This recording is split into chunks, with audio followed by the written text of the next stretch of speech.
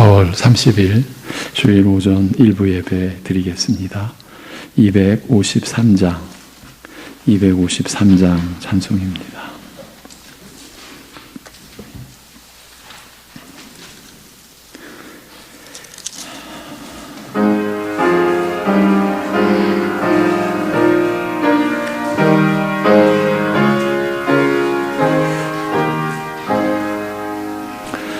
그 자비하신 주님 날 불러주시고 주 귀한 보혈 흘려 날 씻어주시니 내 죄가 흉하여도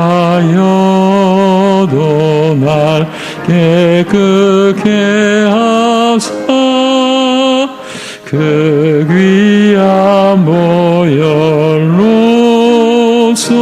날 구원하시네. 그 크신 주의 사랑 날 주께 이끌어 그 넓은 주의 마음 날 용서하시네. 그 크신 주의 은총 큰 기쁨 주시며 나 주의 영광 산치 참여케 하시네. 주 성령 우리 마음을 주께로 이끄니 나 주의 은총 입고 주 찬양합니다. 주 성령 내게 오사나 방황할 때에 늘 인도하여 주사 실족해 마소서. 주 넓은 가슴 안에 안아주시고 내 마음 슬플 때도 날 위로하시네. 나 절망할 때에도 주 인도하셔서 이 세상 끝날까지 늘 함께 하소서. 아멘. 사도신경으로 우리 함께 신앙 고백 드리겠습니다. 전능하사 천지를 만드신 하나님 아버지를 내가 믿사오며 그 외아들 우리 주 예수 그리스도를 믿사오니 이는 성령으로 잉태하사 동정녀 마리아에게 나시고 본디오 빌라도에게 고난을 받으사 십자가에 못 박혀 죽으시고 장사한 지 사흘 만에 죽은 자 가운데서 다시 살아나시며 하늘에 오르사 전능하신 하나님 우편에 앉아 계시다가 저리로서 산자와 죽은 자를 심판하러 오시리라. 성령을 믿사오며 거룩한 공회와 성도가 서로 교통하는 것과 죄를 사하여 주시는 것과 몸이 다시 사는 것과 영원히 사는 것을 믿사옵나이다. 아멘.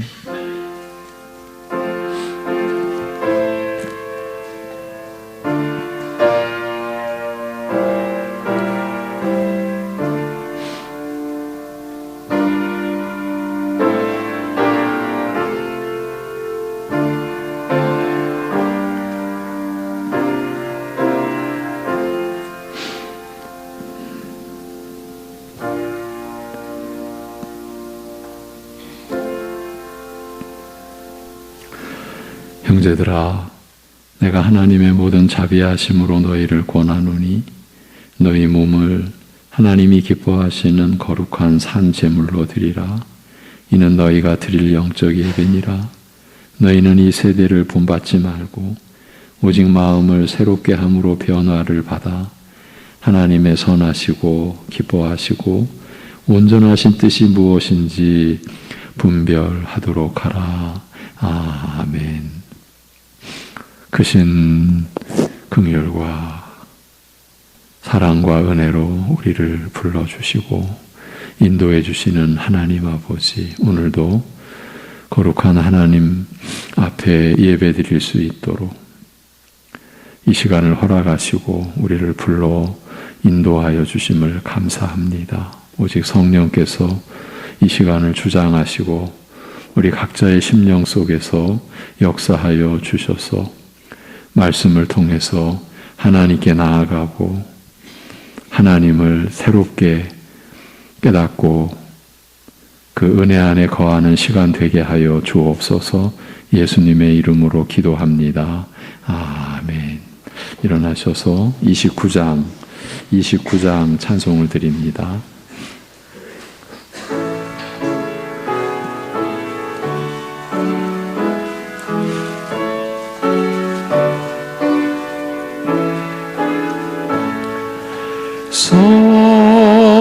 성도여 다 함께 할렐루야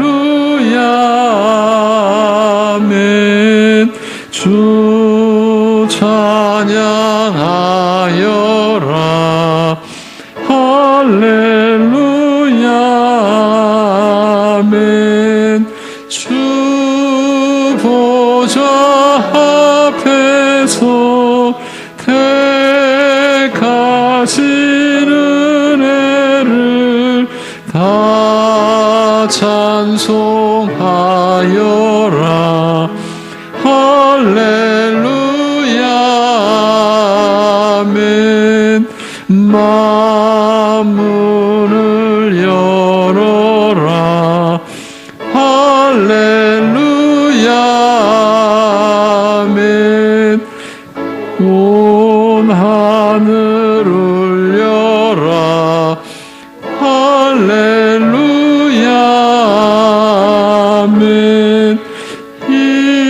인도자 되시며 친구가 되신 주 그 사랑 끝없다 할렐루야 아멘. 주 찬양하여라 할렐루야 아멘. 찬양은 끝없다 할렐루야 아멘. 거룩한 집에서 준총 기리며 늘 찬송 부르자 할렐루야 아멘. 교동문 27번 시편 51편입니다. 하나님이여 주의 인자를 따라 내게 은혜를 베푸시며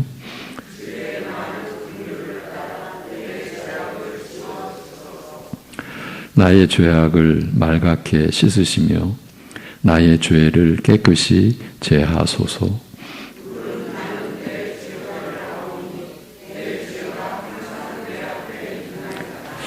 내가 주께만 범죄하여 주의 목전에 악을 행하여 싸우니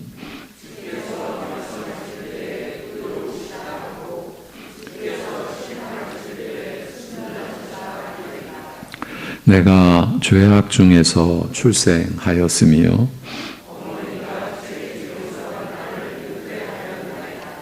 우슬초로 나를 정결하게 하소서. 내가 정하리이다.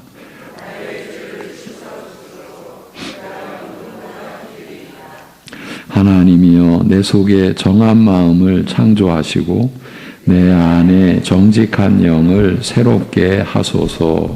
아멘.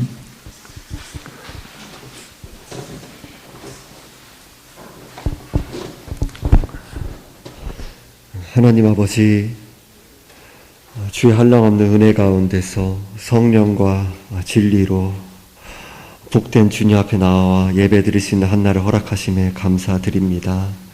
저희들이 그 측량할 수 없는 아들을 내어신 구속의 은혜를 입었음에도 우리의 삶을 바라볼 때에 너무나도 우리의 속속들이 부패하여 있고 썩어 있고 죄 가운데 너무나도 많이 망가지고 그렇게 허물어뜨려진 모습들이 많음을 회개하며 나아갑니다.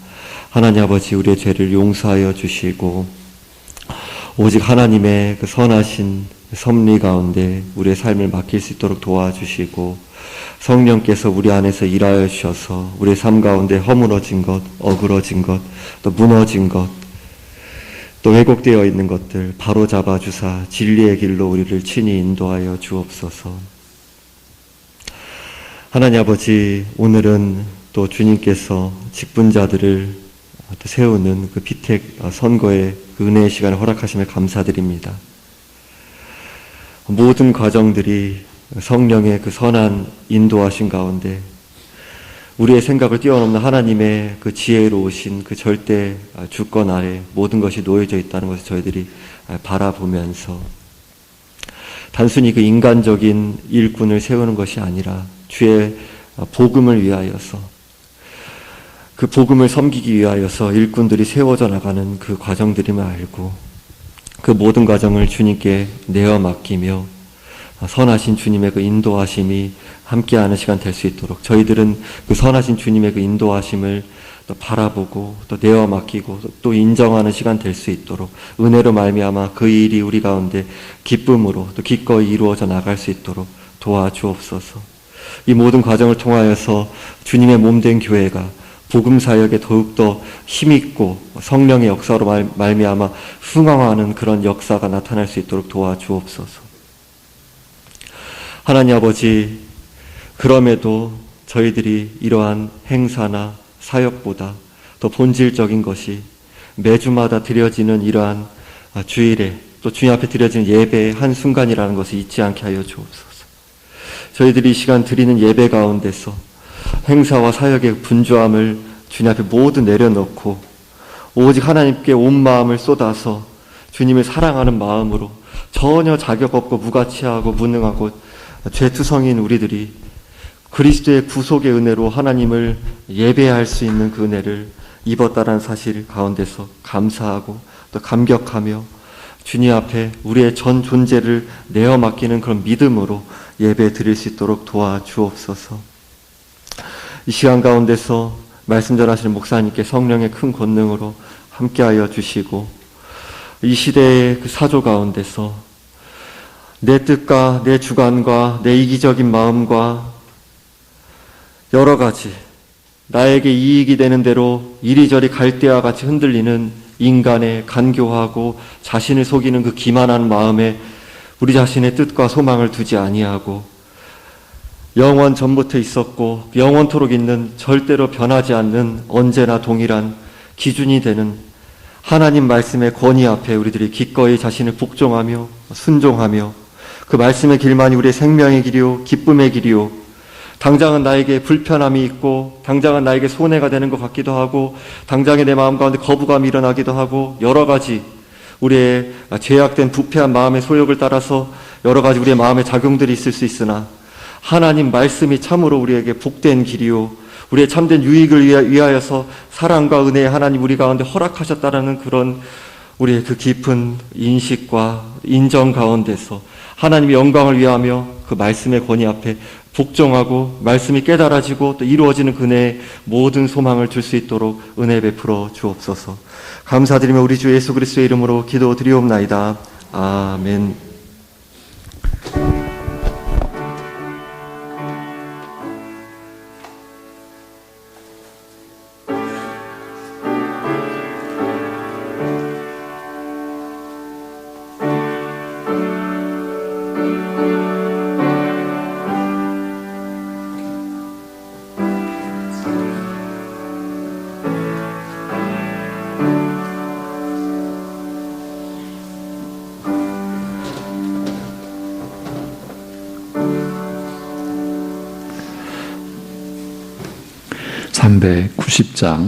390장 찬송을 드립니다.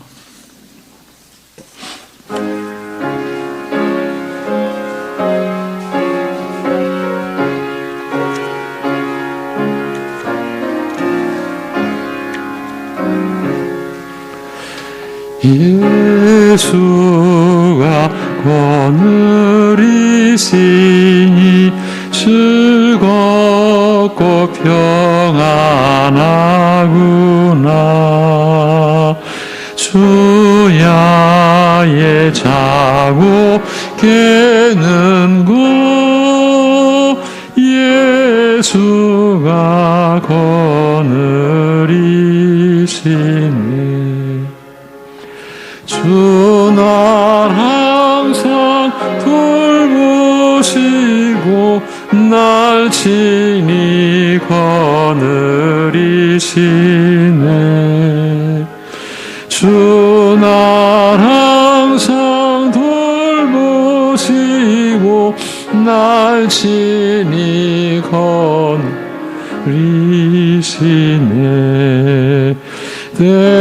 때때로 괴로움 당하면 때때로 기쁨 누리네.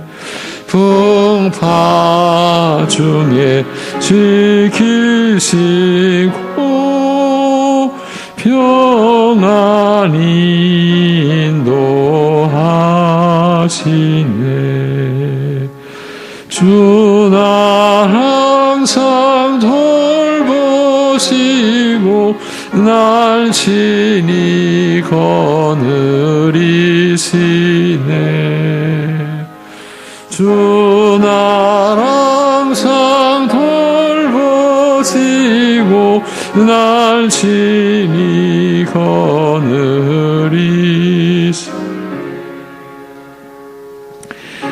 내 주의 손을 붙잡고 천국에 올라가겠네. 괴로우나 즐거우나 예수가 거느리시네. 주 날 항상 돌보시고 날 친히 거느리시네.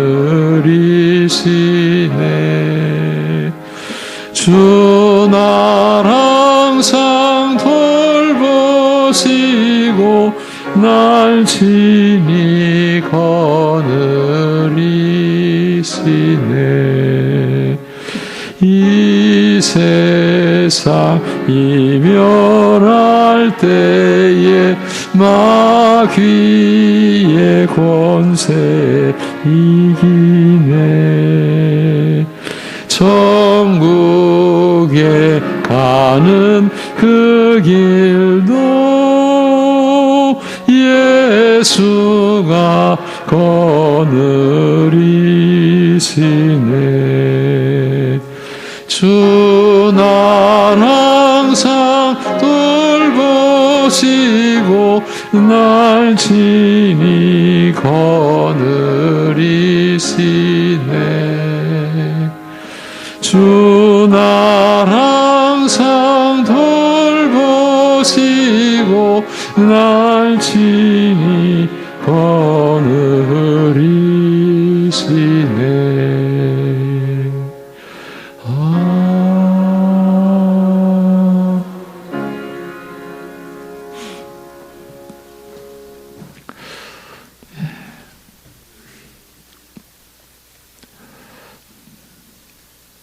우리 스스로 때로는 잘 살고 또 제대로 살지 못하는 것이 있습니다. 그러나 하나님의 은혜로, 하나님의 사랑으로, 하나님의 살고 있는 것 같이 여기는 그 자체도 본래는 사망의 길을 가고 있는 것이며 하나님의 영원한 심판에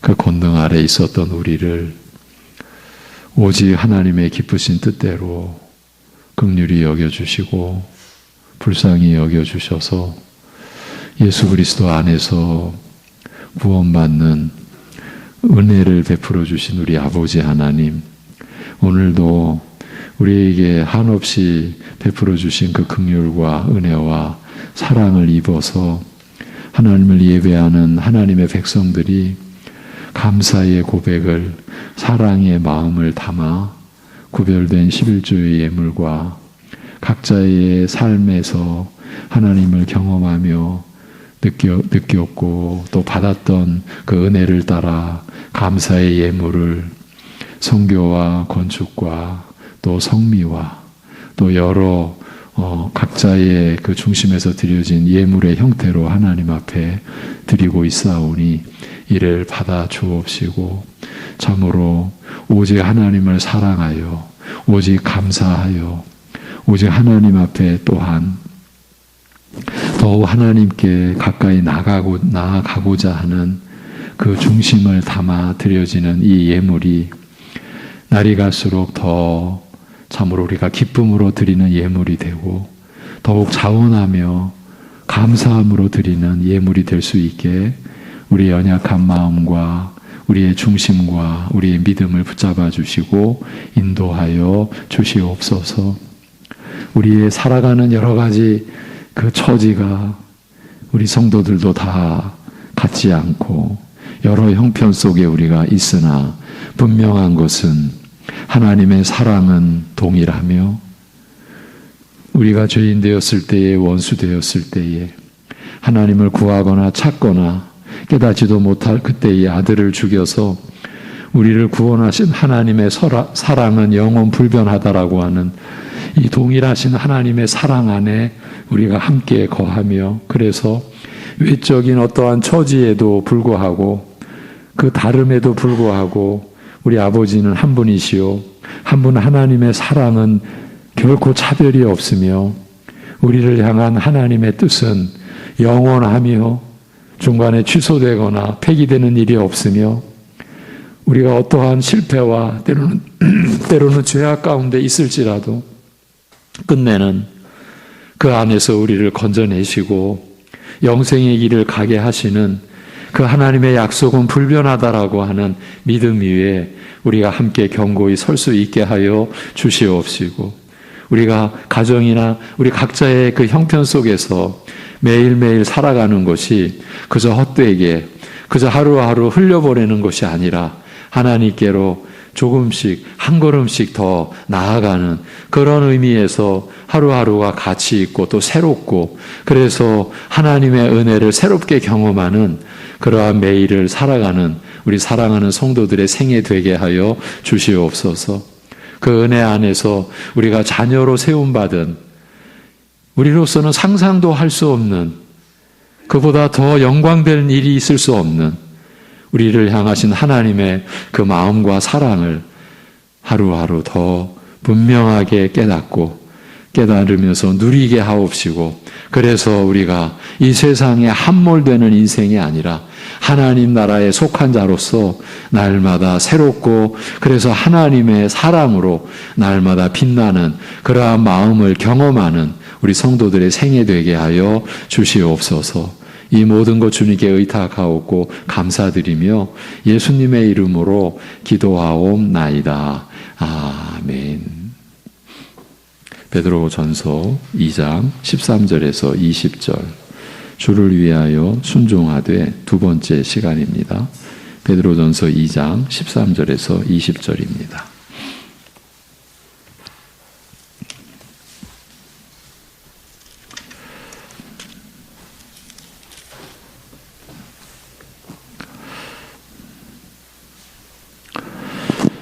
인간의 모든 제도를 주를 위하여 순종하되 혹은 위에 있는 왕이나 혹은 그가 악행하는 자를 징벌하고 선행하는 자를 포상하기 위하여 보낸 총독에게 하라. 그 선행으로 어리석은 사람들의 무식한 말을 막으시는 것이라. 너희는 자유가 있으나 그 자유로 악을 가리는 데 쓰지 말고 오직 하나님의 종과 같이 하라. 무사람을 공경하며 형제를 사랑하며 하나님을 두려워하며 왕을 존대하라. 18절에서 20절은 같이 읽습니다.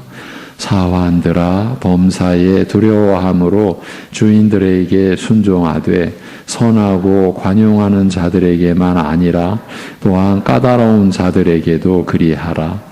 부당하게 고난을 받아도 하나님을 생각함으로 슬픔을 참으면 이는 아름다우나 죄가 있어 매를 맞고 참으면 무슨 칭찬이 있으리요. 그러나 선을 행함으로 고난을 받고 참으면 이는 하나님 앞에 아름다우니라. 아멘. 오늘 말씀은 인간의 모든 제도를 순종하라는 말로 시작하고 있습니다. 인간의 모든 제도는 인간이 만들어낸 모든 것들, 곧 인간이 세운 모든 제도라는 뜻입니다. 인간이 세운 모든 제도를 순복하되 주를 인하여, 우리말로는 주를 위하여 이렇게 번역이 됐는데 주 때문에 이렇게 되어 있습니다. 주를 인하여. 주님 때문에 그리하라고 말씀하는 구절입니다. 그런데 바로 앞에서, 그러니까 이 본문 앞에서 이전에 이방인으로서 살던 삶의 방식과 자세를 버리고 이제는 이전에 살던 삶과 세상에 대하여서는 마치 나그네처럼 낯설고 이질적인 존재가 된 사실을 일깨운 다음에 바로 이어 지금은 이전에 복종하던 그 모든 제도들에게 왕과 관원들에게 순종하라고 하니 앞뒤가 맞지 않는 명령 같아서 곤혹스러울 수 있습니다. 실제가 그렇습니다. 그러나 이런 혼란스러운 명령의 참뜻을 밝혀줄 단서를 우리는 위에 있는 왕이나 혹은 그가 악행하는 자를 징벌하고 선행하는 자를 포상하기 위하여 보낸 총독, 관원에게 하라라고 한 말씀에서 발견할 수 있습니다. 인간 사회에서 최고의 지위 내지 권력의 정점에 있는 왕이나 그 왕에 의해 파견된 관원들은 다 같이 악을 행하는 자들을 마땅한 벌로 처벌하며 선을 행하는 자들을 칭찬하여 격려할 목적으로 세워진 권세들임을 밝히고 있기 때문입니다. 세상 권세를 허락하신 하나님의 뜻이 이것이다, 이런 말씀입니다. 그리스도를 믿게 된 이방인들에게 이전에 살던 모습과 자세를 멀리하라고 하였을 때 이전에 이방인으로 살면서 적용받던 그 제도와 질서들을 무조건 다 부정하고 버리라는 뜻은 아니었습니다.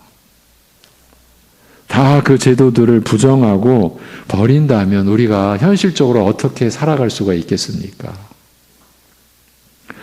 이전에 살던 삶의 자세를 버리라는 명령은 악하고 부패한 것들, 죄된 것들을 버리라는 뜻이요. 하나님께서 긍휼히 여기시는 가운데 타락한 인류라 할지라도 그 사회의 존속을 위해 세우신 선한 질서들에 대해서는 오히려 지키라고, 복종하라고 명하는 것입니다. 그리고 우리 신자를 가리켜 자유한 자라고 하면서 오직 하나님의 종과 같이 하라고 말합니다. 이 표현, 이 구절이 이 본문의 핵심 요절이라 그렇게 말씀을 드렸죠. 하나님의 종과 같이 하라. 이 자유는 오직 하나님을 섬기기 위한 자유로 사용하라라는 것입니다. 이렇게 하나님을 섬기는 마음과 자세로 모든 사람을 존중히 여기며 형제를 사랑하며 하나님을 경외하고 왕을 존중하라고 말합니다. 특히 하나님을 섬기는 마음으로 왕을 존중하라는 말은 결국 인간의 세운 모든 제도를 복종하되 하나님을 섬기는 마음으로 하라는 그 뜻입니다. 그러니까 우리가 살아가는 모든 이 모습, 그 모습의 중심에는 하나님을 섬기는 마음이 작용하게 되어 있다. 그 얘기입니다. 그래서 종도로 주인에게 복종하라고 한 것은 이제 사환, 사환은 종, 다른 말로 하면 노예죠. 더욱이나 집안에서 주인을 섬기는 종인 사환은 우리가 짐작하는 바로는 조상 대대로 이어져 가는 거잖아요.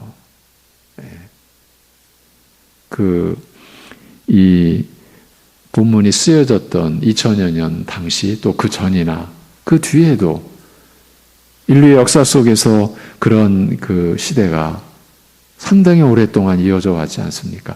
그런데 그 정도로 주인에게 복종하라고 한 것은 모든 권위와 질서를 하나님께서 세우신 것으로 알고 두려움으로 지킬 것을 명한 말씀이라 할 수 있습니다.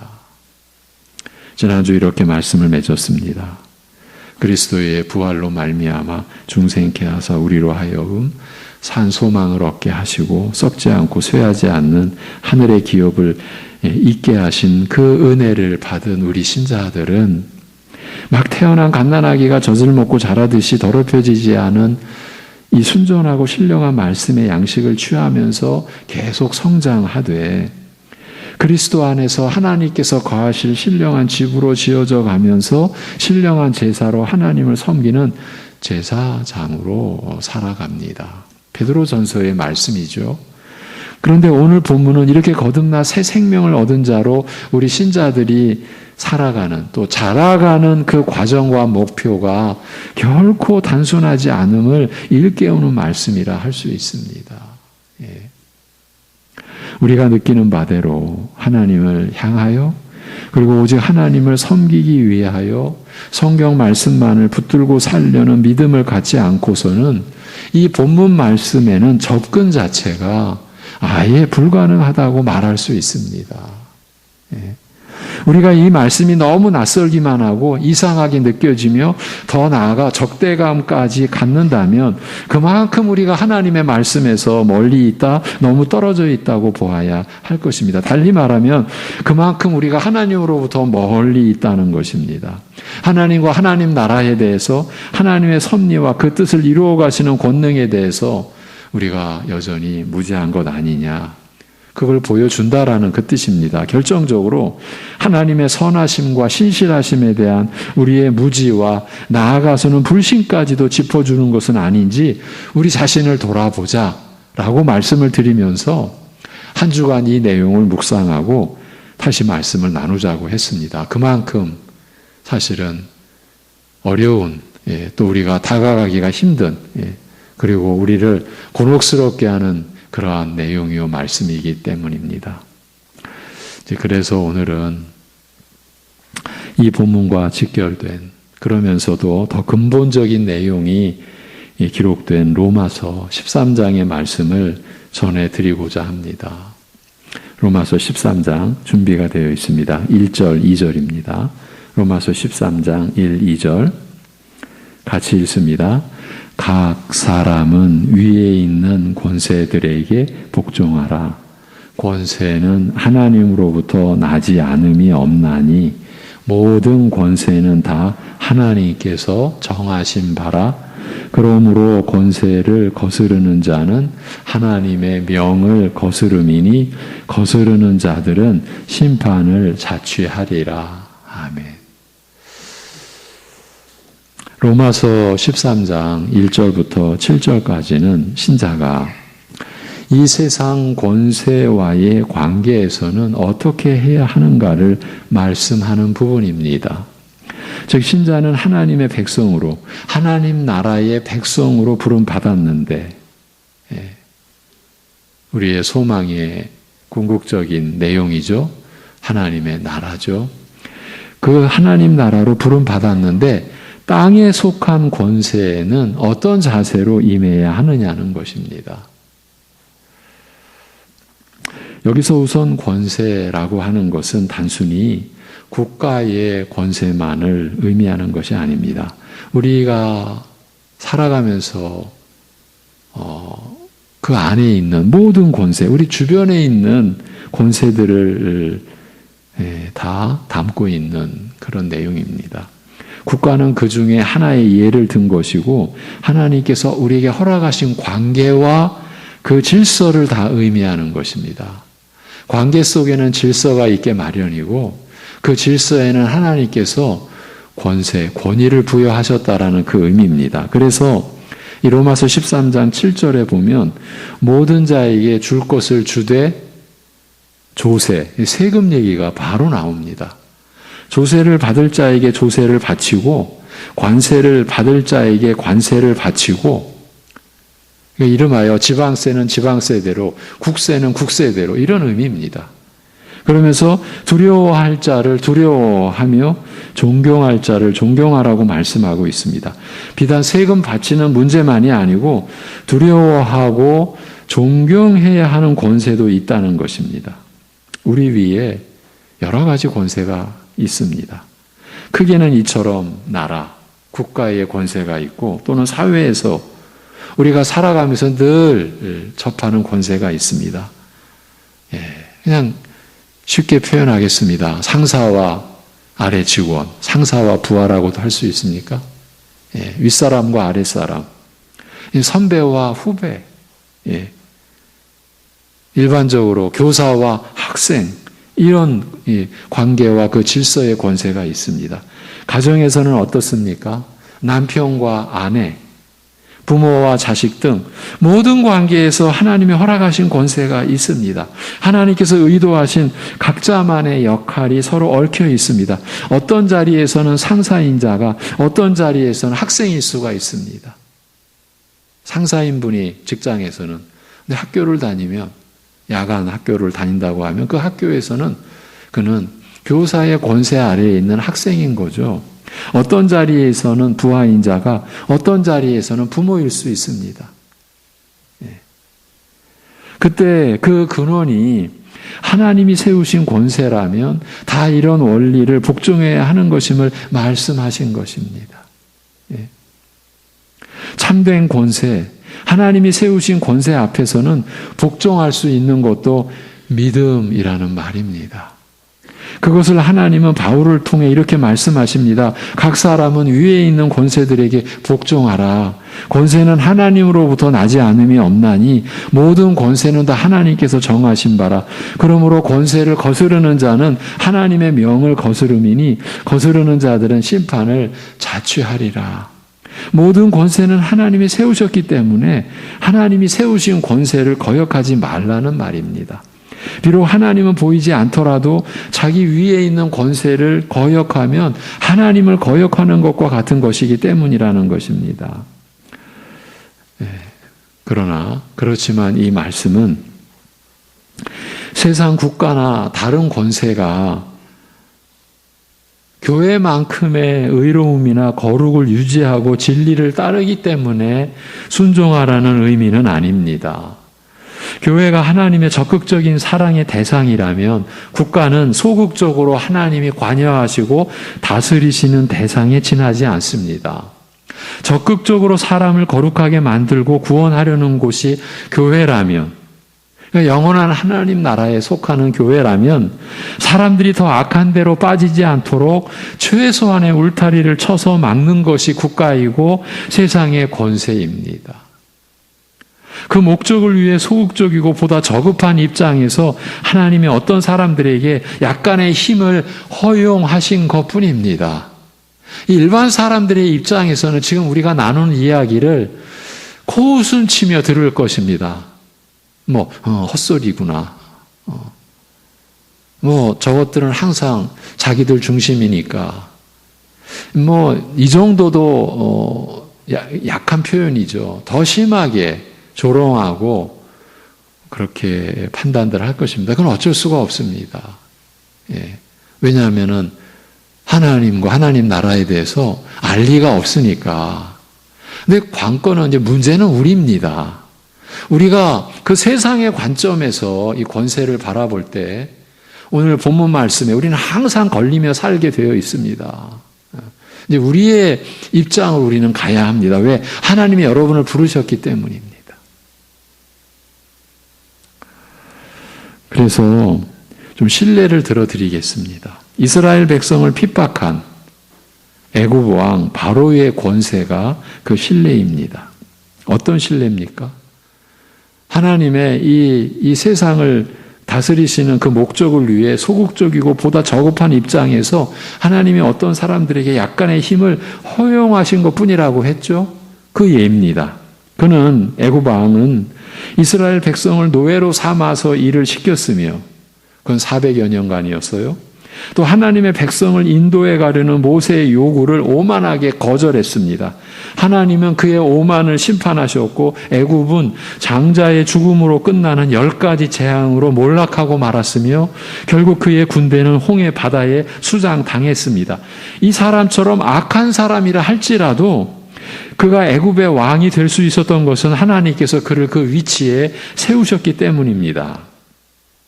출애굽기 9장 16절에 이렇게 기록이 되어 있습니다. 출애굽기 9장 16절입니다. 같이 읽습니다.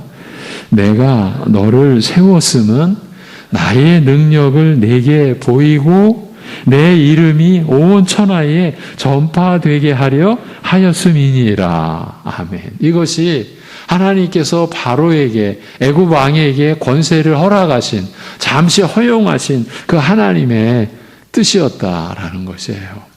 하나님께서 바로를 세우셔서 그를 심판하심으로 하나님의 진노하심을 보여주시려 했다라는 것입니다. 만유의 주권자이신 하나님께서 잠시 그를 높이셨던 것입니다. 또 이제 이스라엘의 그 시작 단계에서의 애굽 왕 예를 들었다면 이제 이스라엘이 멸망할 때의 왕, 바벨론 왕 느부갓네살은 어떻습니까? 그는 예루살렘을 정복하고 예루살렘을 정복했다라는 것은 북이스라엘에 이어 남유다도 이제 멸망했다라는 그 뜻이죠. 그는 예루살렘을 정복하고 성전을 파괴하고 이스라엘 백성들을 포로로 끌고 오기도 한 왕이었습니다. 지금 예를 든 애굽 왕이나 또 바벨론 왕 느부갓네살은 그 당시 세기사 속에서 가장 강력한 대국의 왕들을 가리키는 겁니다. 그런데 다니엘서 4장에 보면 그가 하나님이 허락하신 범위 이상의 폭력을 휘두르고 자기를 세우신 하나님의 권세를 깔보고 오만하게 굴다가 하나님에 의해 잠시 정신이 나가 미친 사람처럼 되었다가 다시 정신을 차리게 된 다음에 이렇게 고백하는 것을 볼 수 있습니다. 실제에 있었던 일이죠. 느부갓네살이 하루아침에 그 왕이 미친 사람처럼 돼버립니다. 그리고 광야에 내몰립니다. 그러다가 다시 정신을 차리게 된 다음에 그가 이렇게 고백을 합니다. 다니엘서 4장 34절에서 37절입니다. 우리 같이 천천히 좀 읽어보겠습니다. 시작. 그 기한이 참에 나 느부갓네살이 하늘을 우러러 보았더니 내 총명이 다시 내게로 돌아온지라. 이에 내가 지극히 높으신 이에게 감사하며 영생하시는 이를 찬양하고 경배하였나니 그 권세는 영원한 권세요 그 나라는 대대에 이르리로다.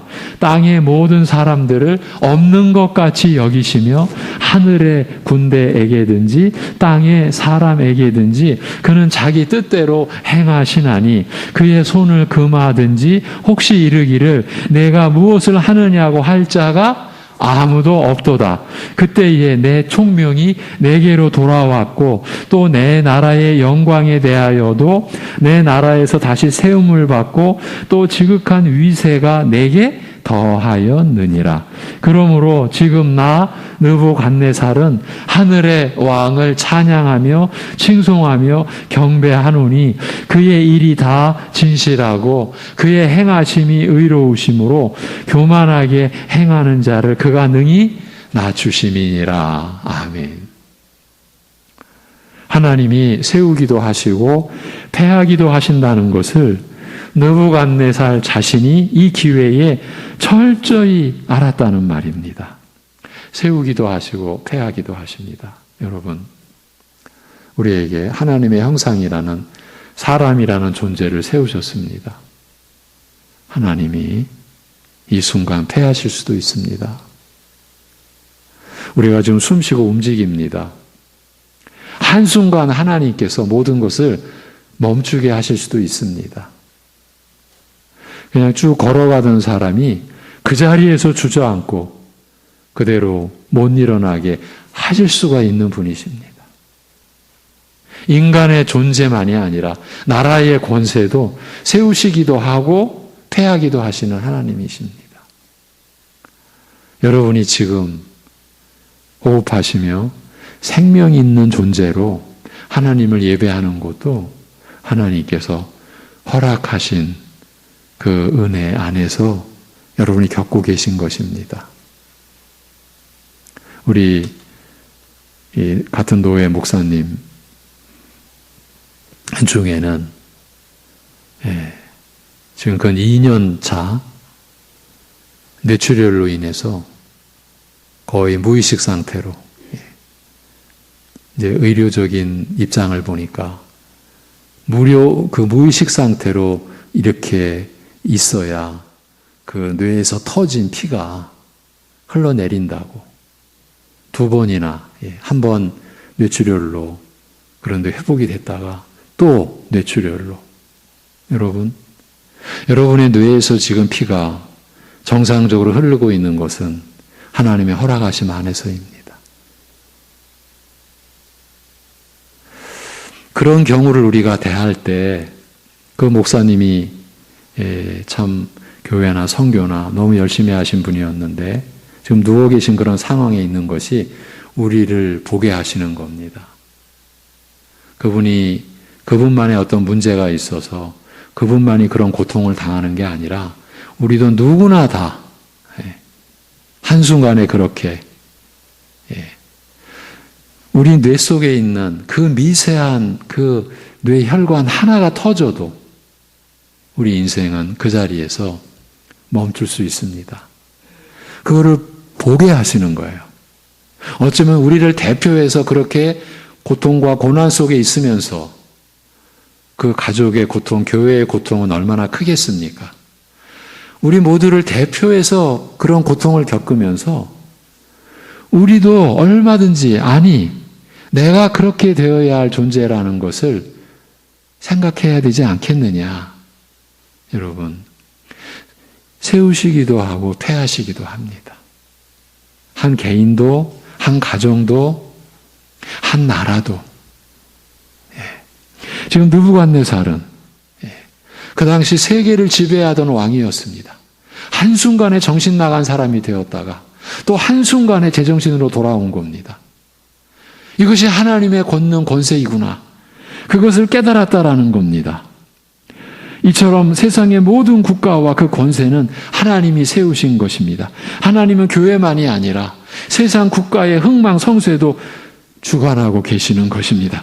그래서 모든 사람은 국가의 권력을 우선 인정해야 한다고 합니다. 세금 내라면 내고 질서 지키라면 지키고 투표하라면 하는 것입니다. 그것을 거부하면 그 권세를 세운 하나님의 명을 거부하는 것이 되는 것이라고 합니다. 그러면 국가는 그렇게 해서 주어진 힘을 가지고 범죄자를 잡고 흉악한 자를 가두고 교화시키며 세상이 끝없는 악으로 치닫는 것을 막아주고 외세의 침입을 막고 자국민들을 보호하는 역할을 하는 것입니다. 그런 차원에서 국가의 권력이 주어지는 것입니다. 이것이 하나님의 주권적 역사 속에서 나라가 세워졌고 나라의 권세가 주어진 것이에요.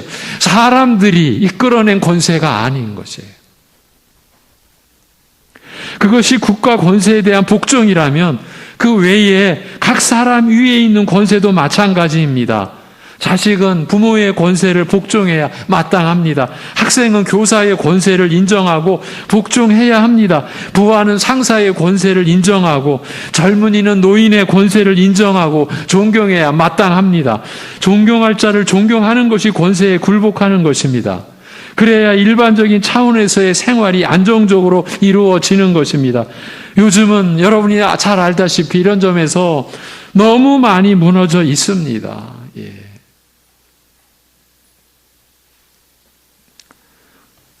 존경할 자를 존경하지 않고 두려워할 자를 두려워하지 않습니다. 그건 곧 하나님을 거역하는 것입니다. 학생이 교사에게서 배우려 하지 않고, 제가 장애인 가족교회를 섬길 때, 그러니까 5년 전이죠. 고등학교 3학년, 그 당시는 수능시험이었습니까? 수능시험을 마치고, 이제 졸업식이 있기까지, 고등학교 3학년 졸업식이 있기까지, 그동안 학생들을 돌보는 교사들의 그 어려움에 참 어떤 그 기회로 제가 몇 년 동안 참여한 적이 있었습니다.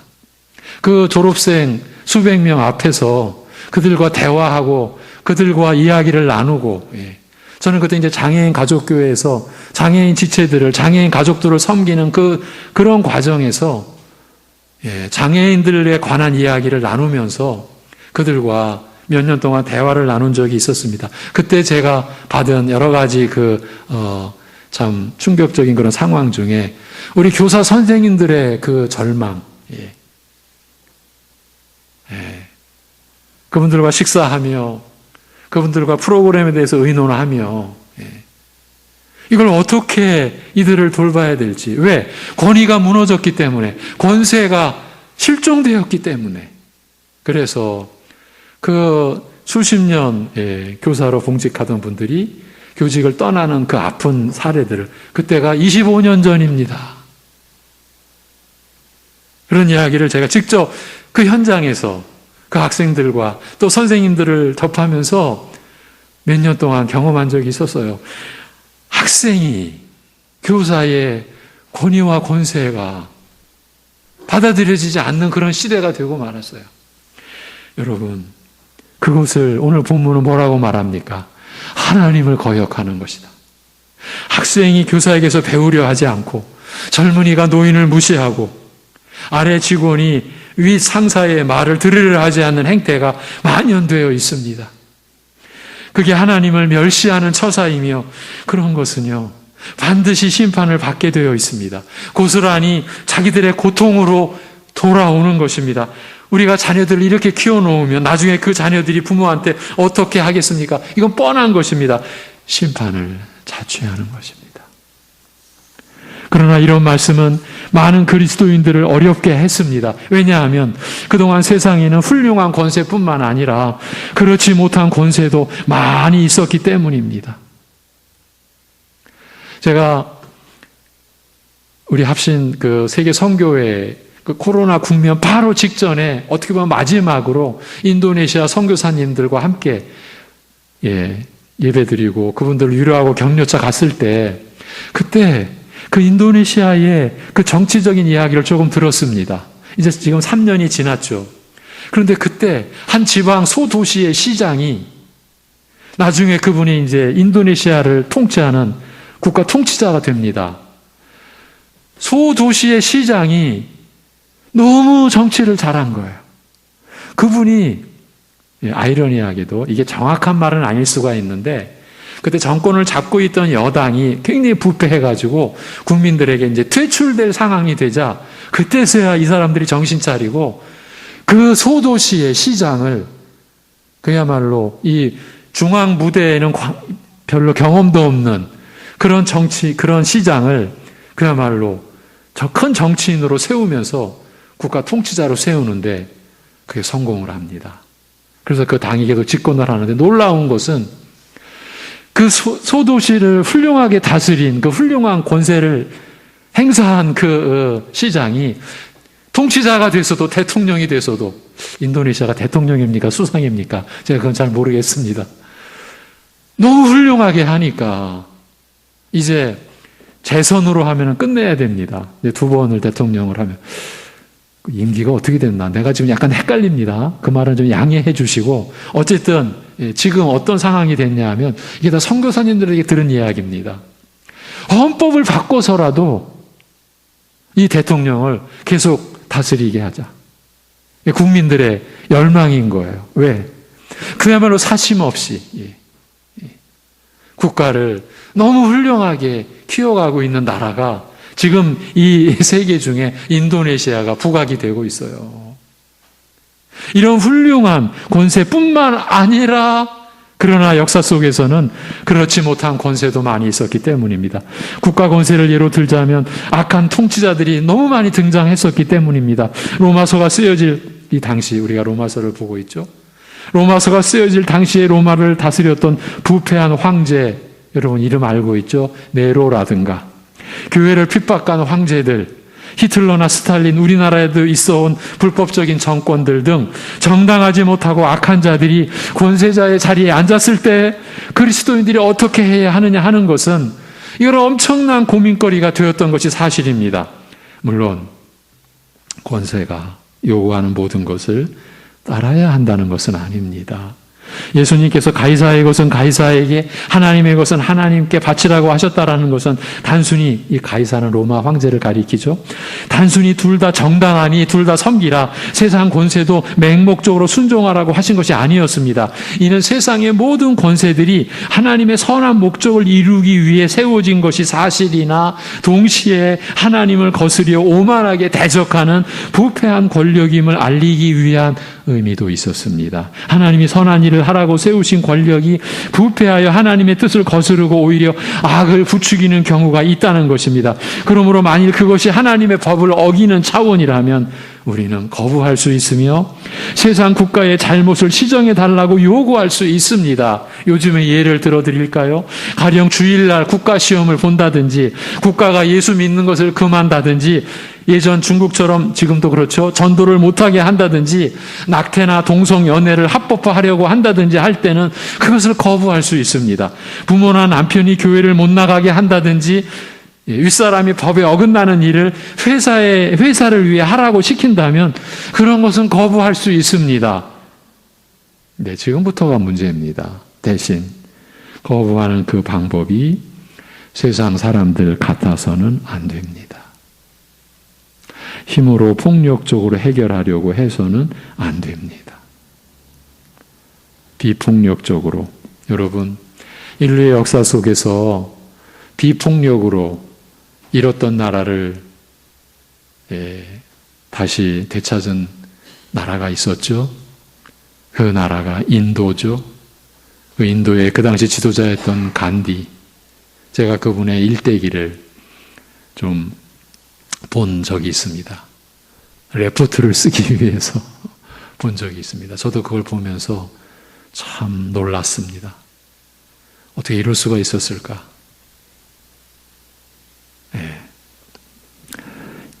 우리가 권세가 불법적으로 우리에게 주어질 때 거부할 수 있는데 그 거부하는 방법이 세상 사람들과 같아서는 안 됩니다. 힘으로 폭력적으로 해결을 해서는 안 됩니다. 비폭력적으로 대화와 항의를 통해서 해야 합니다. 그렇게 하다가 어려움과 곤란을 당할 수 있습니다. 예수님이 빌라도에게 재판을 받으신 것도 그랬었고 히브리서에 나타난 그리스도인들도 그랬었습니다. 히브리서 10장에 보면 세상에서 고난을 받은 그리스도인들이 어떻게 당했는지를, 어떤 곤란과 어려움을 겪었는지를 그대로 보여주고 있습니다. 히브리서 10장 32절에서 35절입니다. 같이 보시겠습니다. 시작. 전날에 너희가 빛을 받은 후에 고난의 큰 싸움을 견디어낸 것을 생각하라.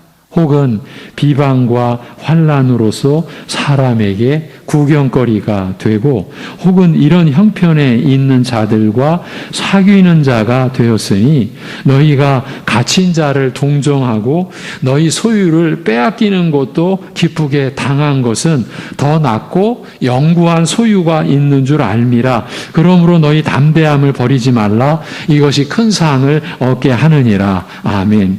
고난을 받고 비방과 환난을 당함으로 구경거리가 됐으며 더 나아가 산업을 빼앗기는 것도 기쁘게 당했다고 합니다.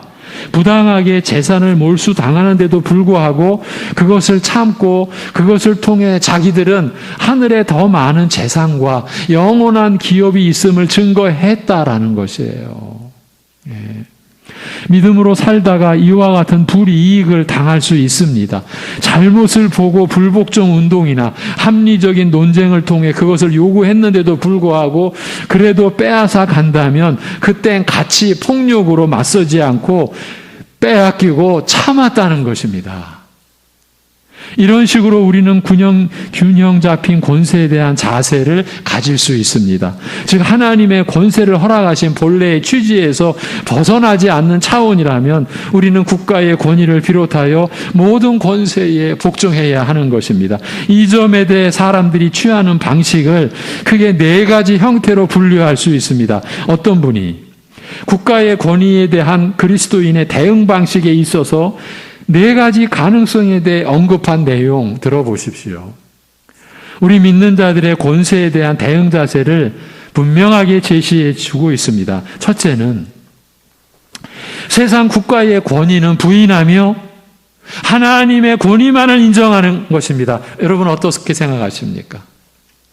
이것은 특별히 국가가 과도에게 억압적이거나 부패했을 때 역사상 몇몇 그리스도인들이 선택했었던 길입니다. 초대교회에 어떤 사람들이 광야로 가서, 그러니까 그 당시 로마 제국에 우리가 상상할 수 없는 그런 핍박 속에서 광야로 가서 은둔자가 되어 사회적인 모든 접촉으로부터 분리되어 살았던 것입니다. 그들은 그렇게 하는 것이 하나님을 섬기는 것이라고 믿었으며 이 운동에서부터 수도원 제도가 유래되었다라고 합니다. 두 번째는 하나님의 권위는 부인하며, 이제 반대죠.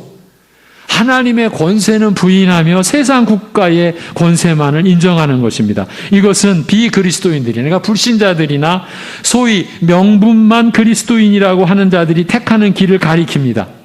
그리스도께서 신문 받을 때 제사장들이요, 지금 하나님의 제사장들이 뭐라고 말했냐 하면 가이사 외에는 우리에게 왕이 없나이다 라고 말한 것이 그것인 거예요. 지금 예수님을 십자가에 못 박혀 죽이게 하는 것이 목적이었기 때문에 대제사장들이 빌라도 앞에서 가이사 외, 그러니까 로마 황제 외에는 우리에게 왕이 없나이다 이렇게 말했다라는 것이에요. 이것은 네 가지 선택 가운데 가장 위험한 것으로, 만일 하나님이 제외되면, 하나님의 권세가 제외되면 그 가이사 로마 황제에게만 궁극적인 책임이 남게 되는데 그에게는 변덕과 잔인함을 제한할 수 있는 그 길이 아무것도 없기 때문인 거예요. 이 황제가 변덕을 부려도, 잔인한 변덕을 부려도 그 누구도 제어할 길이 없지 않습니까? 가장 위험한 선택인 거예요. 세 번째는 하나님과 세상 국가의 권위를 모두 인정하되, 그 앞에서는 한쪽만이었죠. 세 번째는 다 인정하되, 그런데 세상 국가의 권위를 우선시하는 것입니다. 이 입장은 많은 사람들이 주장하는 것이지만 일종의 비겁한 입장이라고 할 수 있습니다. 만일 누가 하나님을 믿는다고 말하면서 하나님이 아니라 국가에 복종한다라고 주장하면서 하나님 앞에서 그렇게 국가에 복종한다면 그것은 세상 권세가 그에게 행할 수 있는 것을 두려워하기 때문인 거예요. 그래서 많은 사람들이 바로 이 세 번째를 쫓아가지만 비겁한 입장이다, 이렇게 말씀을 드린 거예요. 빌라도의 경우가 그랬습니다. 총독이었던 그는요, 예수님이 무죄인 것을 알았어요. 아, 이것들이 시기 질투해서 예수님을 이렇게 핍박하고 죽이려 하는구나. 이 빌라도는 알았어요, 총독은. 그렇지만 결국 예수님의 무죄를 선언하지 못했으며 결국 예수님께서는 십자가에 못 박히셨습니다. 그가 왜 그랬을까요? 그가 땅의 권세가 두려웠기 때문입니다. 신문 끝에, 이제 이 신문하던 끝에 가서 빌라도가 그래도 자기 뜻대로, 이거 아무래도 무죄인데, 이 예수라는 청년은 무죄인데, 그래서 무죄를 이제 자기 뜻대로 처리하려고 하자 유대인 지도자들이 최후 수단으로 빌라도를 협박합니다. 그 사람을 놓으면 가이사의 충신, 당신은 로마 황제의 충신이 아닙니다, 이렇게 외쳐댔어요. 가이사를 두려워하고 이 세상에 그 무엇보다 가이사의 충신이 되기를 원했던 빌라도는 결국 예수님을 포기합니다. 그래, 무죄인 걸 알면서도 십자가에 못 박게 내던집니다. 그리하여 죄 없으신 예수님이 정죄를 받으신 것이에요. 이것이 세 번째 선택의 결말인 겁니다. 네 번째, 하나님과 세상 국가의 권위를 하나님의 뜻대로 모두 인정하되 하나님의 권위를 우선시하는 입장입니다. 이것만이 타당한 방식이지요. 하나님과 세상 국가가 있지만 하나님이 지배적인 입장인 것이죠. 이런 입장 안에서 그리스도인은 국가의 권위를 인정하기 때문에 우선 선한 시민이 되어야 합니다. 적법한 국가의 권세에 복종해야 합니다. 세금을 정직하게 납부해야 하고 선거에 투표를 해야 하고 통치자들을 돕기 위해 기도하며 정당한 법령은 손해를 보더라도 따라야 하는 것 아니겠습니까? 이제 말씀을 정리해 갑니다. 이것은 비단 국가뿐만 아니라 우리 위에 있는 모든 권세에 대해서도 나타내어야 하는 바로 그 입장입니다. 그래서 이 네 가지를 정리해 주신 분은 제임스 보이스라는 목사님이신데, 이분이 이 시대에 선한 영향력을 끼치는 목사님 중에 한 분인데, 이분은 국가의 권세만 언급했지만 우리는 모든 권세에 대해서도 적용해 볼 수 있습니다. 우리 위에 있는 모든 권세는 국가 권세의 축소판입니다. 하나님이 세우지 않으신 것이 없습니다. 그래서 적극적으로 따를 만한 것이 못 되더라도 일반적인 차원에서 순종하고 복종해야 할 필요성이 있습니다. 크게 죄악을 조장하거나 하나님의 법을 어기라는 차원이 아닌 한 하나님이 허락하신 권세임을 알고 하나님께 순종하는, 하나님을 섬기는 마음으로 그 권세에 복종해야 하는 것입니다. 여러분, 통치자 때문에 나라가 잘 되고 혹은 못 되고 하는 것은 세상의 판단일 뿐입니다. 우리 믿는 자들이 하나님 앞에서 지녀야 할 입장은 하나님께서 통치자를 어떻게 사용하시느냐가 관건이다. 그게 문제다. 이것이에요. 하나님께서 통치자를 어떻게 사용하시느냐예요. 권세를 세우시기도 폐하시기도 하시는 하나님께서 이 통치자의 지금 이 통치와 그 모든 것을 어떻게 사용하시느냐. 그래서 기도해야 되는 거예요. 그래서 나라를 위해 기도해야 되는 거예요. 그러니까 문제는 우리 각자가 자기 위의 권세를 어떻게 생각하느냐입니다. 지난날, 이건 꽤 오래됐어요. 우리 교회에서 있었던 일인데, 한 10수년 전에 대선 후보자들을 뒷골목 양아치같이 간주하던 우리 안의 모습을 제가 지난주에 짚어드렸던 거 기억나십니까? 그 당시 이제 대통령 대통령 선거를 앞두고 교회 안에서 우리가 하는 그 말을 들어보니까 대선 후보자들을 이건 무슨 뒷골목의 양아치처럼 막 이름을 불러가면서, 그래서 제가 이건 아니다. 그래서 제가 예배 시간에 짚어드렸어요. 왜? 하나님이 세우신 권세에 대한 우리의 기본 입장이잖아요. 그런 우리의 그 어투나 그런 모습이. 모든 권세가 하나님으로부터 나고 하나님께서 정하신 바라고 하는 말씀과는 전혀 어울릴 수가 없는 모습이었기 때문입니다. 항상 군림하려고 하고 핑계를 권세에 돌리는 것은 세상이 하는 일입니다. 세상이. 우리는 오늘 우리가 나눈 말씀대로 자기 위에 있는 권세를 인정할 줄 알아야 하겠습니다. 낼 것 내고, 존경할 자 존경하고, 두려워할 자 두려워하는 것이 그것입니다. 그것이 거듭난 우리 믿는 자들이 자라가면서 보여야 할 또 다른 새 삶의 법칙이라고, 바로 그것이 하나님을 섬기는 것이라고, 그것이 하나님의 영원한 권세와 권위를 우리가 복종하고 순종하는 그 우리의 몸과 마음의 표현이고 자세라고 이렇게 말씀하시는 것이 여러분에게 수용이 되고 믿음의 차원에서 흔들림이 없이 여러분이 새 삶의 법칙으로 붙들고 우리가 그렇게 살아가는 우리 모두가 되기를 기원합니다. 기도하겠습니다. 하나님 아버지, 참으로 어려운 말씀을 우리가 연 2주 동안 받고 있습니다. 중요한 것이 우리를 향하신 하나님의 뜻이요, 이 보이는 세상뿐만 아니라 보이지 않는 세상까지도 홀로 영원히 주관하시고 다스리시는 하나님의 그 권세 아래에서 주어진 말씀이라는 것이 우리에게 바로 깨달아질 수 있도록 도와주옵시고, 이 세상에서의 삶과 하나님 나라로 부름받은 우리의 신분에 대한 그 말씀 안에서의 균형 잡힌 자세가 우리 안에 이루어져 갈 수 있는 지혜와 믿음을 우리에게 허락하여 주시옵소서. 가정에서의 질서와 권세를, 그리고 학교에서와 세상 사회 안에서의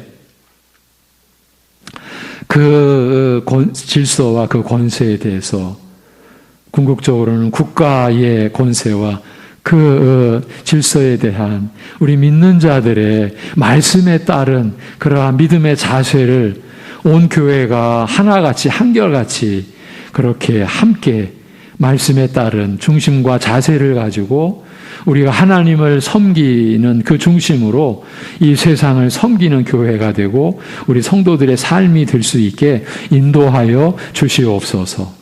하나님 아버지, 우리 송내 중앙교회도 그러한 하나님의 권세의 질서 아래에서 세워지는 교회로 세워져 갈 수 있도록 늘 간섭하시고 인도하여 주옵시고, 오늘 있을 일꾼 세우는 공동의회에도 하나님의 그러한 뜻이 충만하게 나타나는, 그래서 우리가 하나님을 섬기고 하나님 나라를 섬기는 그렇게 신령하고 뜻깊은 공동의회가 우리가 감당할 수 있게 우리에게 은혜를 베풀어 주시옵소서. 실제 삶에서 여러 가지 어려움과 곤란함과 고통과 고난을 겪고 있는 가정과 우리 자녀들과 우리 어르신들, 그 모든 형편 속에 하나님 함께하여 주옵시고 주야로 다스려 주시고 거느려 주옵시고 돌보아 주옵시고 인도하여 주시옵소서. 우리 주 예수 그리스도의 이름으로 기도하옵나이다. 아멘. 393장 찬송 드리겠습니다. 393장입니다.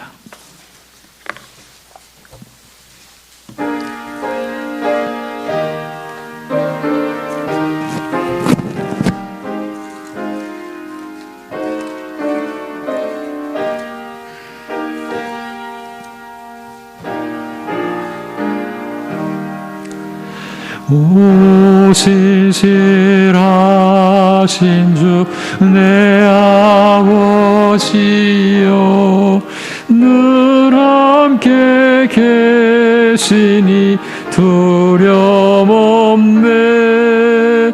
그 사랑 편찮고 날 지키시며 어제나 오늘이 한결같네. 오 신실하신 주, 오 신실하신 주, 날마다 자비를 베푸시며 일용할 모든 것 내려주시니 오 신실하신 주, 나의 구주. 봄철과 또 여름 가을과 겨울, 해와 달 별들도 다 주의 코, 만물이 주 영광 드러내도다. 신실한 주 사랑 나타내네.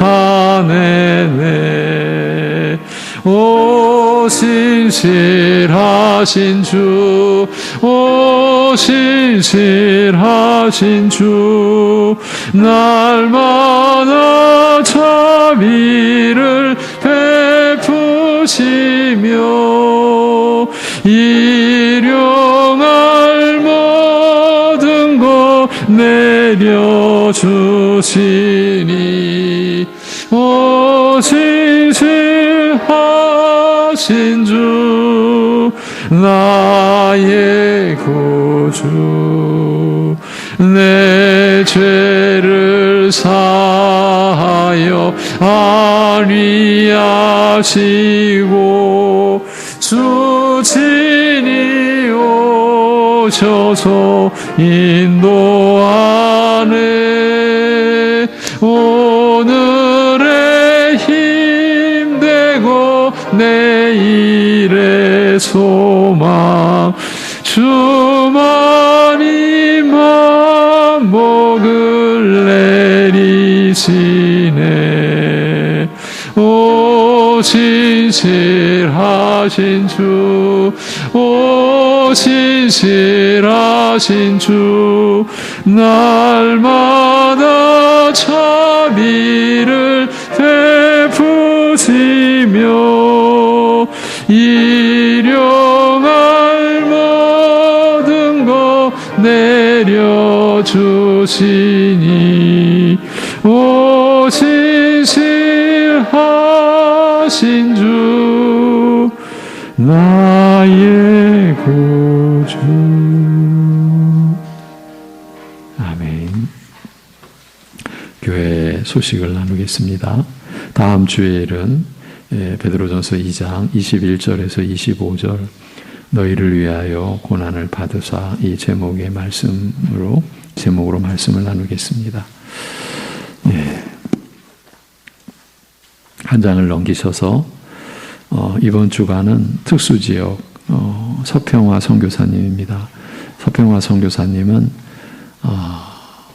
이슬람권 특수지역 이슬람권의 선교사로서 참 어려운 사역을 하고 계십니다. 우리 교회와 가정이 하나님의 말씀 안에서 사랑의 열매를 맺어가는 그러한 하나님의 나라로 세워지기를 위하여, 그리고 우리 민족과 나라가 이 나라를 세우기도 하고 폐하기도 하시는 하나님의 끄뜻 안에서 보호받고 주님 다시 오실 그날까지 복음을 섬기는 나라로 이어져 갈 수 있게 기도해야 되겠습니다. 영육간의 연약한 교우들을 위해서 끝없이 우리가 함께 기도해야 되겠습니다. 우리가 수개월 전부터 공지했고 안내했던 대로 장로 안수집사 권세 피택을 위한 공동의회가 오늘 2부 예배 후에 있고요. 세례교인 및 입교인이 함께하는 공동의회, 우리 1부 예배 우리 참석하신 성도님들도 힘을 다해 시간을 내주셔서 2부 예배 후 공동의회에 함께해 주셨으면 하는 바람을 말씀을 드립니다. 그리고 다음 주일 5월 7일 2부 예배 후에는 권사 원례회가 있습니다. 참조하시기 바랍니다. 잠언 30장 6절 이번 주 묵상 구절 함께 읽고 제가 축도함으로 예배를 마치겠습니다.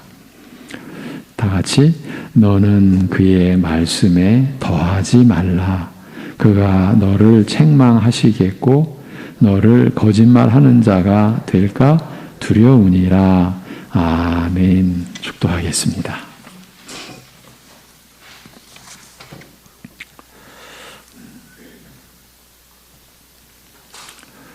우리의 죄가 되어주신 주 예수 그리스도의 은혜와 그 아들을 죽음의 자리에까지 이르게 하셨다가 다시 일으키심으로 그 아들로 인한 의를 입혀주신 하나님 아버지의 사랑하심과 우리 안에 영원히 내주해 계시면서 그 은혜와 사랑이 우리의 참된 영혼의 양식됨을 날마다 그 양식을 베푸시고 누리게 하시고 감사케 하시는 성령님의 교통하심이 권세의 주 되시고 근원 되시고 또 그 권세를 세우기도 하시고 폐하기도 하시는 하나님의 경륜과 섭리 안에 우리의 영원한 생명이 약속됐고 지켜지고 보호받음을 알고 기쁘고 감사함으로 살아가는 모든 이들과 이러한 하나님 나라의 비밀과 믿음을 구하는 이들 안에 이제로부터 영원까지 함께 하시기를 주님의 이름으로 축원하옵나이다. 아멘.